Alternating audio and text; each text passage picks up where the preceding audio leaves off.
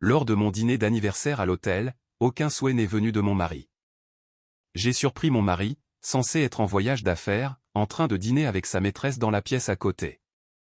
Mon père m'a doucement tapoté l'épaule et a dit « Chérie, apprenons et lui une leçon qu'il n'oubliera jamais ». Ma mère et mon frère ont tous deux hoché la tête, en signe d'accord. Je m'appelle Régina Rhin, et je viens de fêter mes 30 ans. En tant qu'architecte, urbaniste, travaillant sous le soleil brûlant de San Diego, en Californie, tout. Mon univers était bâti sur des plans clairs, des alignements mathématiques stricts, et une intégrité structurelle. Je croyais aux fondations solides, mais rien dans ma formation professionnelle ne pouvait me préparer à l'anomalie humaine dévastatrice, qui s'apprêtait à démolir ma vie. Lors de mon dîner d'anniversaire à l'hôtel, aucun souhait n'est venu de mon mari. J'ai surpris mon mari, censé être en voyage d'affaires, en train de dîner avec sa maîtresse dans la salle voisine. Le choc m'a frappé comme un coup physique, bloquant l'oxygène au fond de mes poumons, tandis que je le regardais. À travers la mince ouverture de la cloison coulissante, complètement rayonnant. Totalement inconscient, et enlacé avec une autre femme. Avant ricane qu'une seule larme ne puisse couler, une main lourde s'est posée fermement sur mon épaule. Mon père se tenait juste à côté de moi, ses yeux froids fixés sur la cible, tandis que ma mère et mon jeune frère hochaient la tête, en parfait accord. « Chérie », a chuchoté mon père, d'une voix effrayamment calme, alors que ses instincts d'auditeur chevronnés en assurance commerciale envahissaient tout son visage. Apprenons-lui une leçon qu'il n'oubliera jamais. Cliquez sur « J'aime » et abonnez-vous, si votre propre famille s'est déjà battue férocement à vos côtés pour démanteler une trahison calculée. Nous avons immédiatement quitté le restaurant de l'hôtel, sans faire de scène publique, en roulant directement vers mon bureau à domicile, sous le couvert de l'obscurité. Le vent côtier de San Diego effleurait les vitres de notre berline, tandis que papa dirigeait le véhicule à travers les rues banlieusardes et paisibles. Son visage s'était figé en un masque rigide, fait de calculs absolus. Personne ne parlait dans la voiture, mais le lourd silence était alimenté par une compréhension partagée et tacite, la façade agréable de ma vie venait d'être violemment incinérée. Mon esprit défilait à toute allure, rempli d'images de mon mari Jeffrey enlacé à cette femme dans cette chambre d'hôtel, alors qu'il était censé gérer une crise d'entreprise sous la pluie glaciale de Seattle. Lorsque la voiture s'est enfin engagée dans l'allée de ma propriété, une maison que j'avais entièrement achetée grâce à mes propres honoraires d'architecte, durement gagnés, bien avant de rencontrer Jeffrey. La structure familière me semblait désormais froide et étrangère. Maman a posé une main rassurante sur mon poignet tremblant, m'incitant à garder mon calme. Car les éclats émotionnels ne feraient que compromettre la contre-offensive stratégique que nous allions lancer. Nous avons contourné le grand hall, et nous sommes déplacés avec une urgence synchronisée, vers l'aile arrière de la maison, où se trouvait mon bureau personnel. Papa s'est tenu près de la porte pour sécuriser le périmètre, tout en m'ordonnant de mettre de côté tout débordement émotionnel, et de me concentrer entièrement sur l'audit de mes actifs fondamentaux. Je me suis avancé vers la lourde bibliothèque en acajou, mes doigts se glissant derrière le loquet caché, pour faire pivoter la boiserie loin du mur en béton, révélant ainsi le cadran numérique de mon coffre-fort mural en acier. Mes mains étaient moites quand j'ai saisi la combinaison alphanumérique complexe que moi seul était censé connaître, m'attendant à y trouver le filet de sécurité structurelle que j'avais bâti durant une décennie de travail acharné en entreprise. Les lourds verrous se sont désengagés avec un clic métallique sourd et résonnant, et j'ai ouvert la porte lourde, pour me retrouver face à un vide moquetté, totalement nu. Les pochettes en velours, qui contenaient les bijoux de famille de ma grand-mère, avaient entièrement disparu, ne laissant que de la poussière sur les étagères vides. Et le plus dévastateur, c'est que la lourde enveloppe Kraft, contenant 40 000 $ en liquidité d'urgence, que je gardais pour mes projets immobiliers indépendants, s'était complètement envolée. Une vague de nausée intense m'a submergé la gorge, alors que l'ampleur de cette Trahison passée d'une infidélité du cœur à un massacre financier. Minutieusement exécuté. Jeffrey n'avait pas seulement brisé ses vœux de mariage. Dans une chambre d'hôtel cachée, il m'avait systématiquement dépouillé de mon filet de sécurité, tout en me souriant chaque matin de l'autre côté de la table. Du petit déjeuner.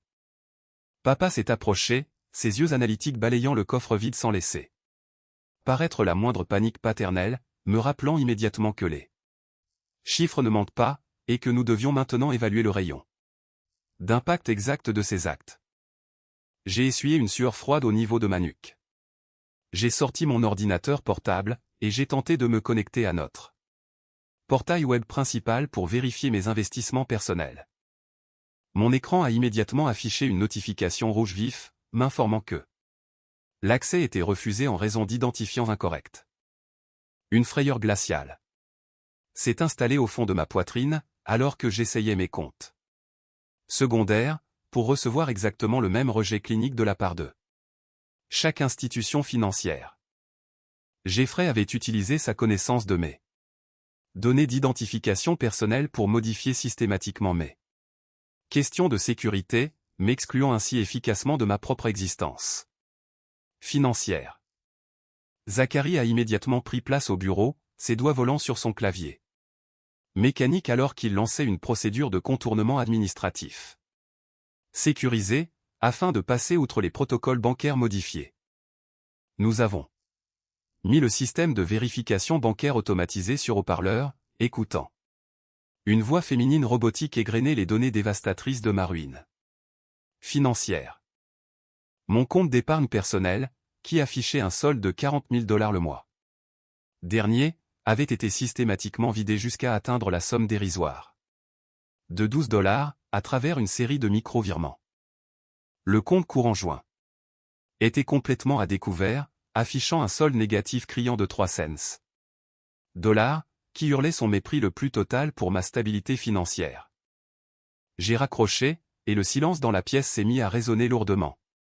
Alors que la réalité d'avoir été complètement dépouillé par l'homme en qui j'avais confiance m'envahissait. Papa Rican a commencé à écrire rapidement sur un bloc-notes jaune, traçant des colonnes strictes pour organiser la liquidation des actifs, tandis que Zachary surveillait le trafic numérique entrant. Soudain, une alerte orange vive s'est mise à clignoter sur l'écran secondaire de Zachary, signalant une anomalie massive au sein du registre foncier régional. Zachary a fait craquer ses doigts, son expression se durcissant dans un dégoût professionnel profond, tout en pointant du doigt un lien de fichier hautement crypté. Le système indiquait qu'une ligne de crédit sur la valeur nette de ma propriété avait été ouverte sur mon bien propre, et la demande de prêt frauduleuse se trouvait actuellement dans la file d'attente de vérification finale de la banque, menaçant de placer l'intégralité de ma maison en saisie immédiate. Tôt mercredi matin, j'ai traversé la ville pour me rendre dans l'appartement privé de ma belle-mère, Gwendaline, espérant découvrir la vérité structurelle derrière la disparition de nos actifs conjugaux. Le vif soleil de Californie se reflétait sur les façades en verre des gratte-ciel du centre-ville, créant un contraste saisissant avec la réalité froide et toxique, qui se dévoilait sous la surface de mon mariage en ruine. J'ai garé mon véhicule dans le parking réservé aux invités, forçant les muscles de mon visage à afficher un masque parfaitement calme, car je savais que toute manifestation prématurée de suspicion compromettrait instantanément notre stratégie. Mes mains serraient fermement le volant, alors que je me remémorais le coffre-fort en acier vide, l'enveloppe de liquidités manquante, et les notifications bancaires frauduleuses, qui avaient complètement altéré ma réalité. En moins de 48 heures. Je suis entré dans le hall résidentiel hautement sécurisé, conservant une allure mesurée, tandis que l'ascenseur me montait jusqu'aux pentouses, où Gwendaline menait son grand train de vie. Lorsque j'ai atteint les doubles portes d'entrée en chaîne de l'appartement, j'ai trouvé la lourde barrière légèrement entrebâillée, laissant l'air frais et conditionné de l'intérieur s'échapper dans le couloir en béton. Avant même que je ne puisse lever la main pour frapper contre le bois verni, je me suis figé net, alors qu'une voix de baryton familière résonnait à travers le Couloir silencieux. Je suis entré dans le petit vestibule en marbre, mes chaussures plates en cuir se déplaçant dans un silence total, tandis que je plaquais mon dos contre le mur tapissé, pour observer la situation. Jeffrey parlait fort à travers le haut-parleur d'un appareil électronique, posé sur la table basse en acajou, au milieu du vaste salon. Son ton dégoulinait d'une malice condescendante et armée, qui dépassait de loin les insultes subtiles qu'il lançait à ma carrière, lors de nos conversations privées à la maison.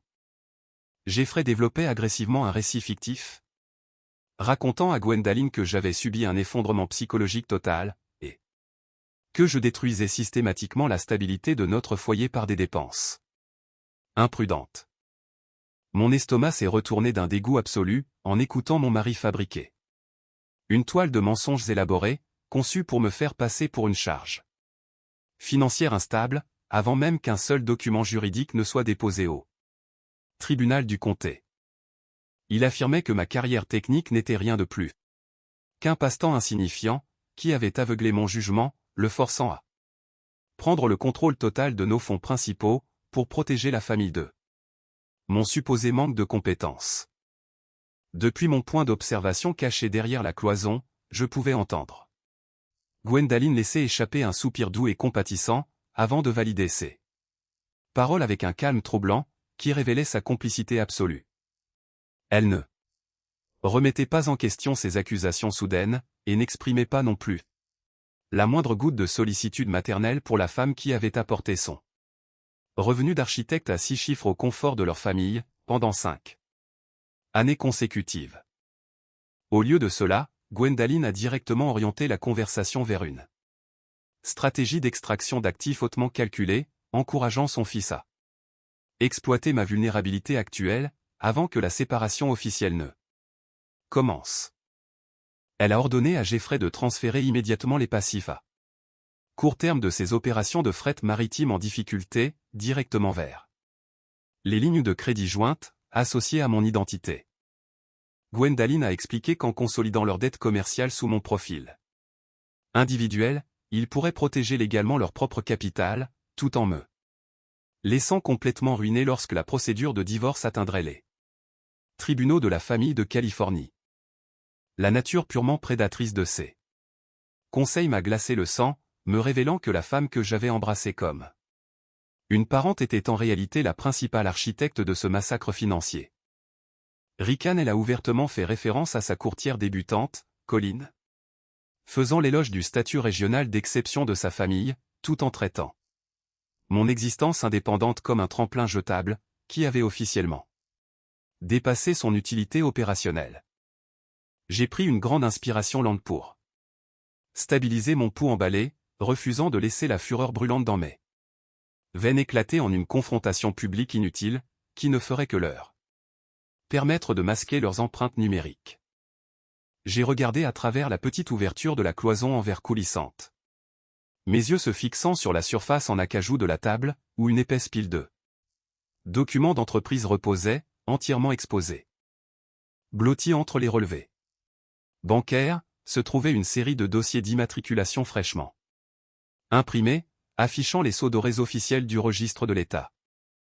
Ma formation d'analyste m'a permis de traiter instantanément la nomenclature juridique imprimée sur les couvertures principales, révélant un réseau de sociétés à responsabilité limitée non divulguées, établies sous le nom légal complet de Gwendaline. La documentation indiquait explicitement qu'elle servait d'agent agréé principal pour les exactes sociétés écrans que Jeffrey utilisait pour extraire la valeur nette de mon bien propre, et siphonner les fonds volés vers des comptes étrangers, scellant leur sort collectif dans un vaste réseau de fraude financière à col blanc. Dès jeudi matin, je me suis réuni avec papa et Zachary dans un espace de travail isolé, afin de déconstruire les données numériques que nous venions d'intercepter sur nos comptes compromis. La pièce lourde et sans fenêtre bourdonnait sous les vibrations constantes des équipements serveurs, offrant un sanctuaire sécurisé, totalement détaché du luxe superficiel des bureaux d'affaires du centre-ville. Je m'assoyais en silence à côté des grands écrans lumineux, mes yeux se concentrant sur les lignes de code en mouvement. alors que Zachary exploitait ses compétences spécialisées d'architecte de système cloud d'entreprise. Il a passé des heures à exécuter un audit administratif approfondi, ciblant les réseaux internes hautement sécurisés de la multinationale de transport où Jeffrey gérait les lignes maritimes régionales. Zachary a contourné les couches standards du pare-feu, traçant les subtiles déviations numériques laissées dans les flux de données, jusqu'à localiser avec succès un chemin caché de transactions opérationnelles. Le système d'analyse a lentement mis à jour une immense supercherie, exposant une grave conspiration criminelle, qui a immédiatement brisé toutes mes dernières illusions concernant mon mariage. Les fichiers de registre décryptés ont prouvé que Jeffrey avait secrètement collaboré avec un agent notaire numérique à distance, qui opérait entièrement sous l'influence corrompue de sa maîtresse, Colleen.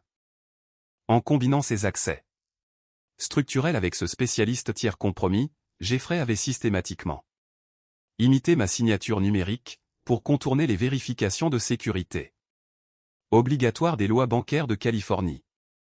Cet arrangement illégal lui avait permis d'obtenir l'approbation finale pour une ligne de crédit exorbitante sur la valeur nette de ma propriété, soutirant directement $200 000 de mon bien immobilier entièrement payé. Les jeux de données financières brutes sur l'écran ne laissaient aucune place au doute, transformant mon différend conjugal en un cas irréfutable d'usurpation d'identité et de fraude aggravée. Ma poitrine s'est serrée sous une intense vague d'adrénaline, alors que l'empreinte numérique traçait le mouvement immédiat des $200 000 volés à travers le système financier mondial. L'intégralité de la somme avait été virée en 48 heures pour acheter une flotte nouvellement enregistrée de camions de transport commercial, opérant directement depuis le port très fréquenté de San Diego. Zachary a ouvert le registre du transport maritime, affichant les certificats de propriété officielle, qui désignaient la société holding comme une entité partagée à parts égales entre Jeffrey et Colleen. Ils avaient utilisé la valeur du toit au-dessus de ma tête pour bâtir un empire commercial indépendant, forçant mon crédit personnel à financer sa relation illicite, pendant qu'il se construisait une vie parallèle à mes dépens. Papa a ajusté ses lunettes, ses instincts d'auditeur assermenté reprenant le dessus, alors qu'il recoupait méthodiquement les numéros d'identification d'entreprises nouvellement découverts avec les archives fiscales fédérales. Il a pointé un doigt ferme vers une série de reçus de consultations environnementales frauduleux, mettant en lumière le mécanisme de blanchiment d'argent très sophistiqué que Gwendaline gérait sous sa façade publique. Ricane l'ensemble des bénéfices nets générés par la nouvelle flotte de transport était systématiquement converti en dons privés d'entreprise, s'écoulant directement à travers les comptes administratifs d'une fondation caritative enregistrée, dirigée exclusivement par Gwendaline. Elle utilisait activement son prestige dans la haute société pour redonner une image propre à ce capital commercial sale, transformant leur vol prédateur en une opération apparemment légitime, tout en protégeant son fils de tout contrôle réglementaire. L'enquête criminalistique a atteint un sommet effrayant, lorsque Zachary a déverrouillé un dossier hautement partitionné, enfoui dans les cartes de routage financier principal des serveurs cloud. Il a fait craquer ses doigts, son visage se durcissant dans une expression de dégoût professionnel absolu, alors qu'il analysait une série de virements récurrents destinés à une fiducie nationale non répertoriée. La piste numérique a confirmé que Gwendaline transférait silencieusement un pourcentage massif des fonds blanchis vers un comité d'action politique. Un flux, qui finançait actuellement une campagne électorale régionale à haut risque. Chaque transaction a été tracée jusqu'à l'héritage familial direct de Colleen, prouvant que Jeffrey achetait systématiquement son entrée dans une puissante dynastie politique, en offrant une dot de plusieurs millions de dollars, financée entièrement par mon capital volé. Il tentait de se tailler une place permanente parmi l'élite sociale, totalement aveugle à la réalité. Son grand projet venait d'être verrouillé à jamais dans notre serveur sécurisé, comme un piège fédéral inéluctable. Ce même soir, Jeffrey est rentré de son soi-disant voyage d'affaires, se frottant à plusieurs reprises les tempes, et se plaignant haut et fort de la fatigue causée par son Emploi du temps chargé de réunions en ligne avec des partenaires de Seattle. Le doux crépuscule de Californie se filtrait à travers les baies vitrées de notre salle à manger, jetant de longues ombres trompeuses sur la table immaculée, que j'avais méticuleusement préparée pour assurer son confort absolu. J'ai refoulé chaque once de rage brûlante au plus profond de ma conscience, exécutant la performance sans faute d'une épouse dévouée et soumise, qui restait complètement ignorante de sa trahison. Je lui ai servi son dîner de fruits de mer préféré, parlant d'un ton doué, conciliant, tout en m'excusant ouvertement pour nos arguments domestiques passés concernant nos différends financiers à long terme. Cette démonstration calculée de soumission totale a fonctionné exactement comme nous l'avions anticipé, faisant instantanément tomber sa garde et gonflant son ego surdimensionné jusqu'à un niveau dangereux d'invincibilité absolue. Jeffrey s'est adossé à sa chaise avec un sourire condescendant, faisant tourner son vin blanc tout en acceptant mes excuses calculées avec l'air arrogant d'un supérieur qui neutralise un employé insubordonné. Le piège domestique s'est intensifié lorsque Jeffrey a plongé la main dans sa sacoche en cuir coûteuse, lançant une épaisse pile de documents juridiques juste à côté de son assiette. Dans un geste théâtral et lourd, son expression est devenue complètement froide et hautaine, alors qu'il s'est lancé dans un monologue agressif, utilisant des termes d'entreprise complexes, pour me mettre sous pression et m'imposer une conformité immédiate. Il a exigé que je pose ma signature sur les lignes de transfert avant la fin de la nuit, prétendant que mon portefeuille d'actions personnelles restant et le registre foncier suburbain devait être consolidé sous sa nouvelle société à responsabilité limitée, pour protéger notre foyer des changements fiscaux imminents. Il élevait sa voix de baryton chaque fois que je laissais paraître une hésitation confuse, manipulant agressivement mon intellect professionnel en réduisant ma décennie de réussites architecturales à un simple passe-temps administratif. Jeffrey a déclaré avec assurance que mes actifs indépendants étaient complètement exposés à des responsabilités réglementaires, hurlant que son expertise financière était le seul bouclier qui empêchait notre famille d'aller vers une faillite totale, pendant qu'il me réduisait à une personne qui ne gérait que des plans mineurs. Je l'ai laissé terminer son tirage répété sans offrir le moindre mot de résistance, laissant mes épaules s'affaisser légèrement pour projeter l'image d'une femme complètement vaincue, qui avait enfin réalisé sa propre insignifiance, pendant qu'il servait un autre verre de vin et célébrait sa domination psychologique apparente. J'ai calmement rassemblé les papiers sous prétexte de revoir les limites techniques avant d'apposer les signatures. Grâce à la coordination synchronisée entre papa et notre avocat spécialisé en contentieux des affaires, nous avions passé l'après-midi précédent à concevoir un chef-d'œuvre de camouflage juridique, qui reproduisait à la perfection la typographie des dossiers de transactions originaux. Je suis allé vers l'îlot de la cuisine, et j'ai retiré silencieusement la page 48 originale, remplaçant de manière invisible la clause standard d'absorption d'actifs par un accord postnuptial de déchéance dévastateur. Cette nouvelle section cachée réutilisait exactement les mêmes marges, tailles de police et bordures d'entreprise que le cabinet de Jeffrey, mais le mécanisme juridique qu'elle déclenchait était un poison absolu pour toute son existence. Le paragraphe camouflé stipulait clairement qu'en cas d'infidélité conjugale avérée ou d'extraction d'actifs cachés, la partie fautive renoncerait immédiatement à tous ses droits et protections concernant le patrimoine conjugal. Je suis retourné à la table de la salle à manger d'un pas ferme, posant le dossier modifié directement devant mon mari, ainsi qu'un stylo à encre noire. Pour finaliser l'exécution, j'ai signé la ligne principale de consentement du conjoint avec un calme imperturbable, puis j'ai simplement pointé du doigt la ligne de contre-signature, située juste en dessous de la clause postnuptiale. Camouflé. J'ai menti doucement en lui disant que le cadre bancaire numérique exigeait sa signature immédiate en tant que directeur général de la nouvelle entité, pour finaliser officiellement l'absorption de mes biens fonciers.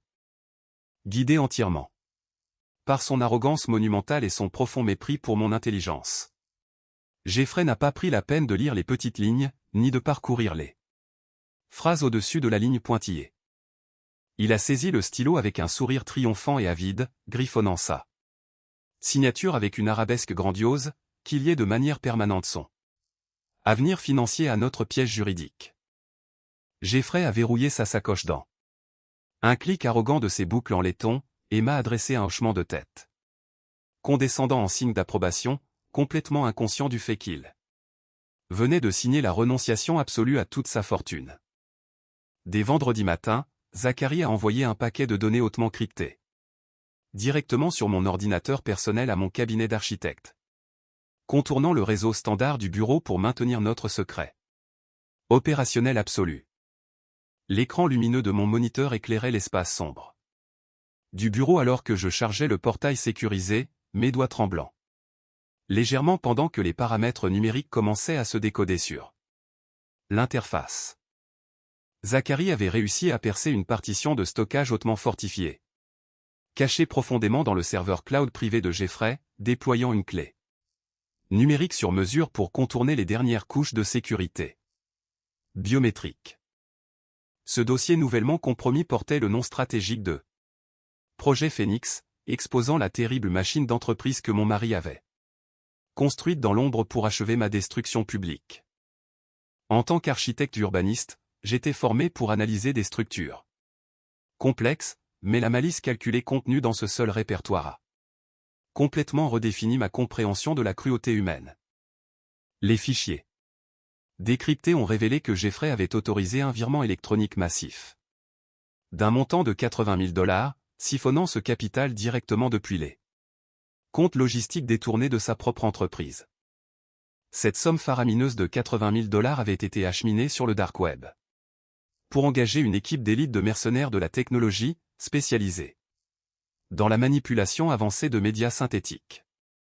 Les reçus fournis détaillaient le coût précis de la construction d'une arme d'assassinat de réputation, exposant une vidéo ultra-réaliste créée par intelligence artificielle, deepfake, qui utilisait mes photos d'entreprise et mes empreintes vocales. J'ai regardé la simulation à haute définition avec un sentiment de dégoût glacé, voyant une réplique numérique de moi-même, engagée dans une rencontre romantique, totalement fabriquée de toutes pièces avec un individu inconnu, à l'intérieur d'une chambre d'hôtel de luxe générique. La bande audio synthétisée reproduisait à la perfection mes inflexions vocales distinctes, dupliquant mon ton aimé. Habitude linguistique pour produire des aveux essoufflés d'une liaison extra-conjugale de longue durée, qui ruinerait instantanément ma réputation personnelle et professionnelle.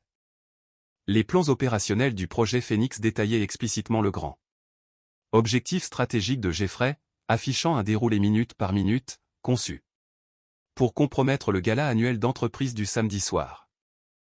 Ricane avait préchargé cette arme médiatique dans un protocole d'exécution automatisé, prévoyant de pirater la régie audiovisuelle principale du centre de convention, au plus fort de la réception de la haute société.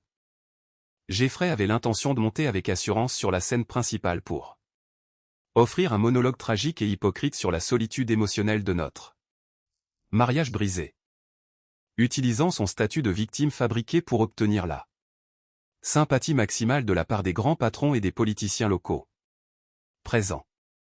Au moment où il donnerait le signal technique caché, les écrans diffuseraient le deepfake à des centaines de géants de l'industrie et de figures politiques, s'assurant que je sois immédiatement exécuté comme une paria sociale déshonorée.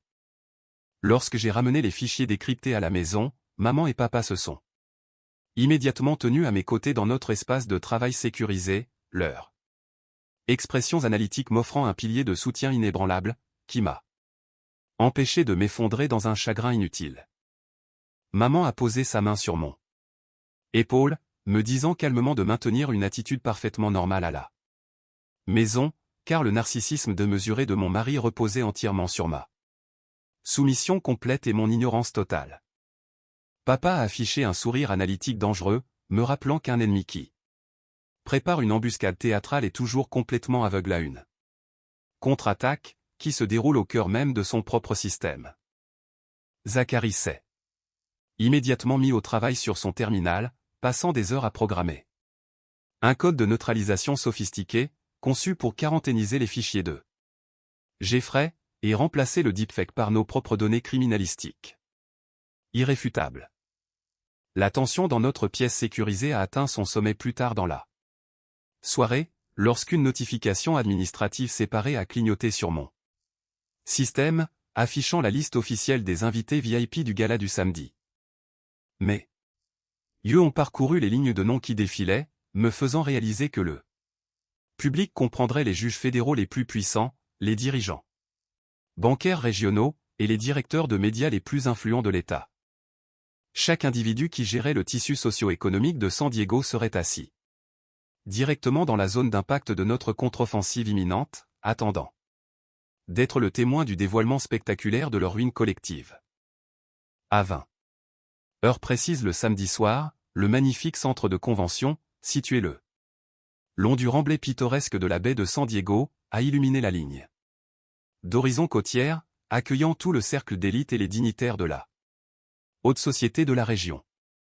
Le chef-d'œuvre architectural du lieu comportait de hautes arches en verre, qui donnaient directement sur les eaux sombres du Pacifique, créant une atmosphère de prétention suffocante, qui remplissait la vaste salle de bal.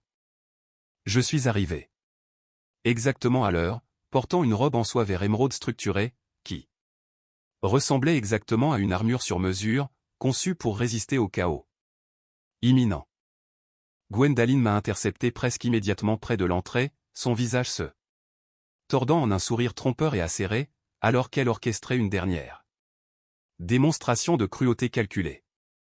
Elle a fait signe à un placement pour qu'il m'éloigne des tables principales, me plaçant intentionnellement à une petite table bancale, poussée directement dans un coin sombre, juste à côté des portes battantes des cuisines.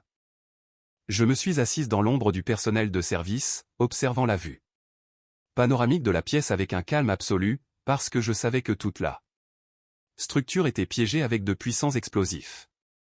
Jeffrey a franchi les grandes portes doubles quelques minutes plus tard, rayonnant d'un charme travaillé, alors qu'il guidait Colin avec assurance au centre même de ce rassemblement prestigieux.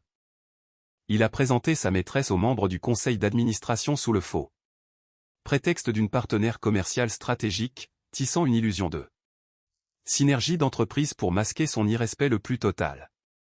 Colin souriait poliment aux invités qui arrivaient, sa robe pailletée d'argent accrochant la lumière des lustres en cristal, tandis qu'un lourd collier de diamants reposait contre son cou.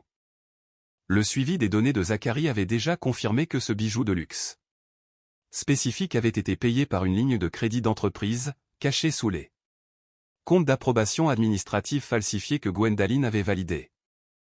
Jeffrey la tenait fermement par le bas du dos alors qu'il s'avançait vers les premiers rangs, complètement aveugle au fait que son arrogance monumentale le menait tout droit vers une scène d'auto-exécution totale.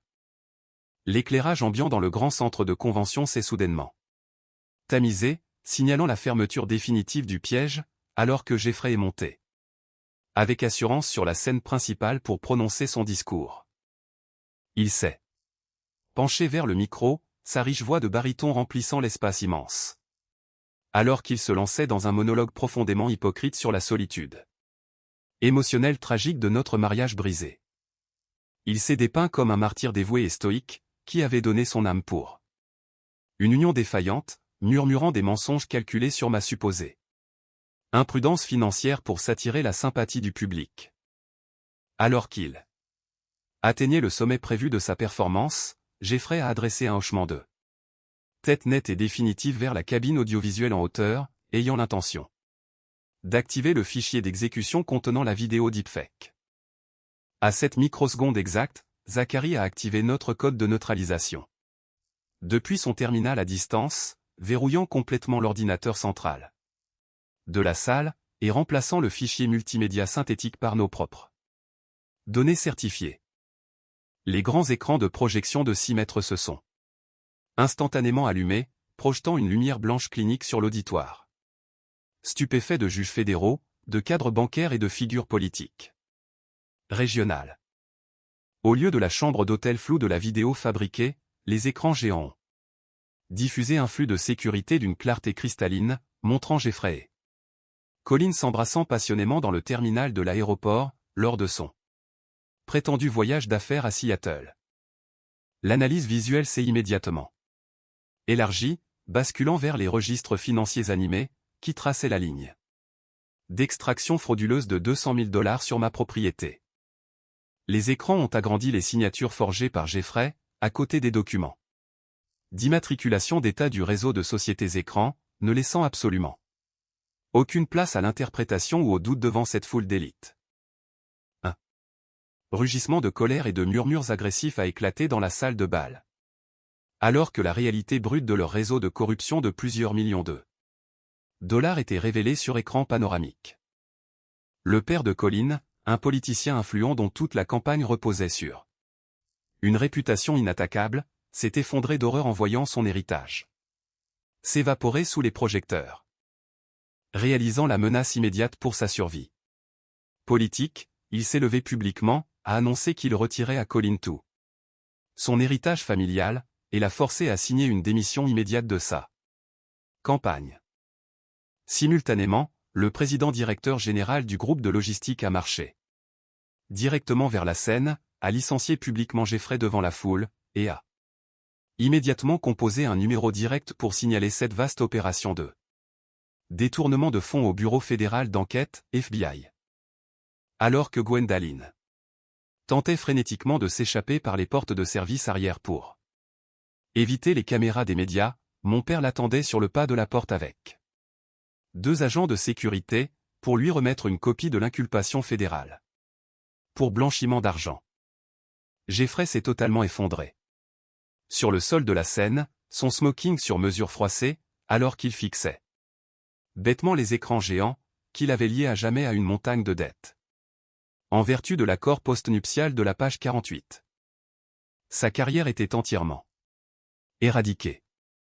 Sa fortune était légalement dissoute, et les clauses de fer qu'il avait signées les yeux fermés lui garantissaient de passer des années face au poids inébranlable d'une peine de prison fédérale.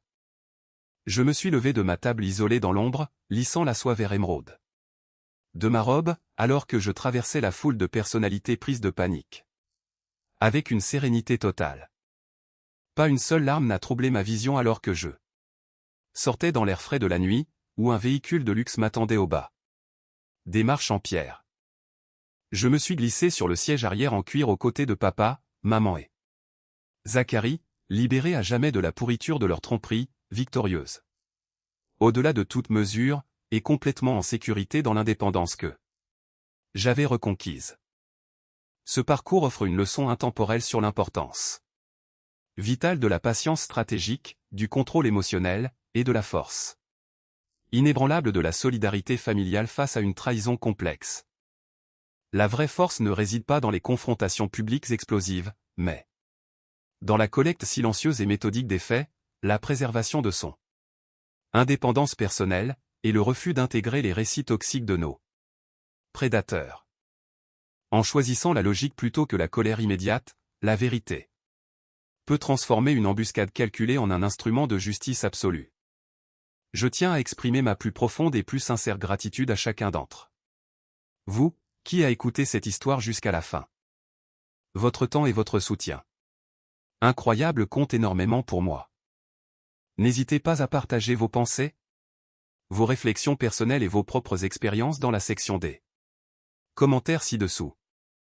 Et continuons à bâtir une communauté fondée sur la résilience et l'autonomie.